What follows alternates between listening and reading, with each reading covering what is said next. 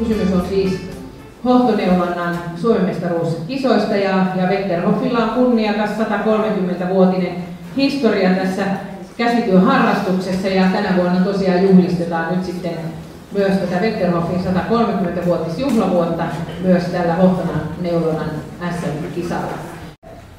Neulotaan pimeässä puikoilla, puikkojen päissä on siis valot. Neulotaan kaikki samasta langasta, tuolla on tuo lanka, mä jaan teille sitten nuo langat ja puikot. 10 minuuttia neulonta-aika ja tuomari kyllä kertoo sitä aina välillä, että missä mennään ja kuinka paljon teillä on vielä aikaa.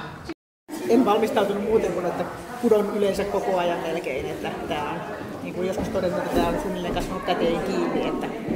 Hohtoneulonnan 4. Suomen mestaruuskilpailut alkavat. Ensimmäinen lähtö. Ja vyötteet avataan vasta, kun sanon pam. Paikoillenne valmiit. Pam! Ja siitä lähtee valot päälle ja vyötteet auki. Ja vanhan sloganin mukaan puikot pystyyn ja kutimet kaakkoon.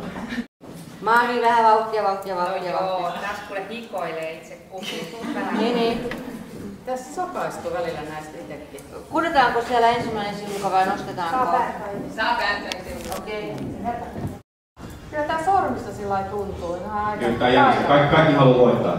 Joo. Ja ei ollut kellään tarkoitus olla kisa viimeinen. 3, 2, 1, stay! Kutimet syliin.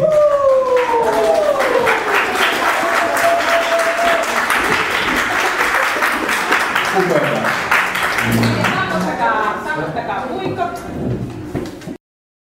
No ihan kivasti meni. Muutamia virheitä, mutta ei liiaksi. Olisiko mä 4-5 kertaa vessassa pimeässä neulonut? Ei jännittänyt niin paljon kuin mä olin pelännyt. Onneksi olkoon. Hieno tulos. Lajin suosio, se vaan kasvaa vuosi vuodelta. Kohta tää voittaa jo ilmakitaroinnin ja tuon Eukon kannon SM-kisat.